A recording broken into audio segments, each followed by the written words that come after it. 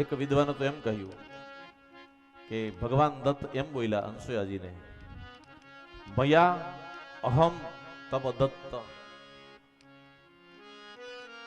હું મને તમને આપું છું. બોલો દત્ત ભગવાન કી. એટલા માટે ભગવાન દત્ત બતાય.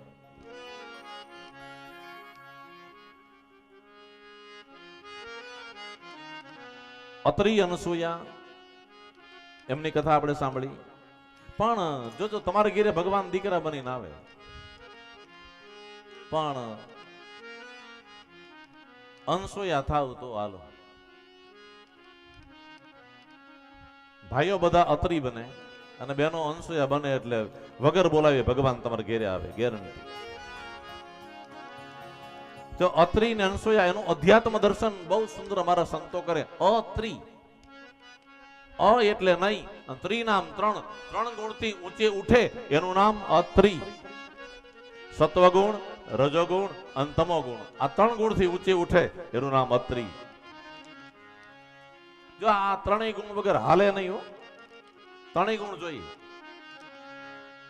તમારે પૂજામાં બેસવું હોય, કથામાં બેસવું હોય ને ત્યારે સત્વગુણ જોઈએ.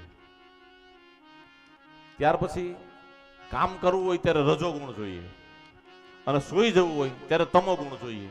આ તો બધું થાય, નકર કાંઈ થાય નહીં. પણ આપણે શું કરીએ, આપણે એને ઊંધા વળગાડીએ.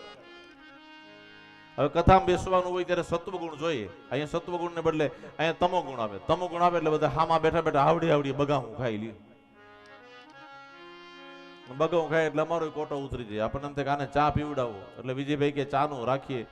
પીવડાવો, વાંધો નહીં, ચાલો આમાં પીવડાવી દેજો, ભલે મારો કોટો ઉતરી જાય. હા, મને થાય તકલીફ પડે ચા જોવું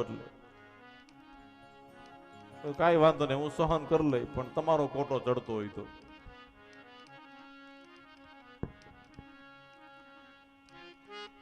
એટલે સત્વગુણ, પછી રજોગુણ. કામ કરવું હોય ત્યારે રજોગુણ જોઈએ, અને એ સમયે પાછો તમોગુણ આવે એટલે આળસ થાય કે એ મૂકો, હવે નથી કરવું, લ્યો.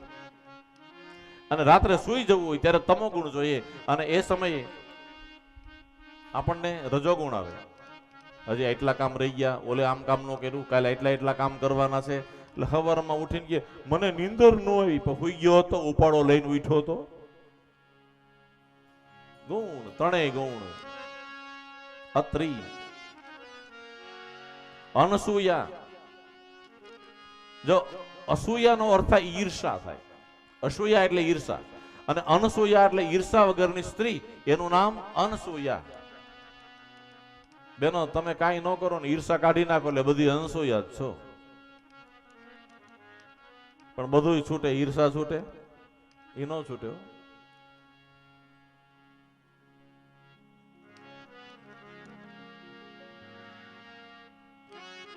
કાંઈ ન હોય ને કોઈક હારી હાડી પહેરીને આવે ને તો આમ કરીને આમ એવી કાતર માર. અને એમાંય જો કોઈ હારા ઘરેણા પહેર્યા હોય તો બાજુ વાળી ઠો મારી, એટલે ક્યાંથી કાઢ્યા?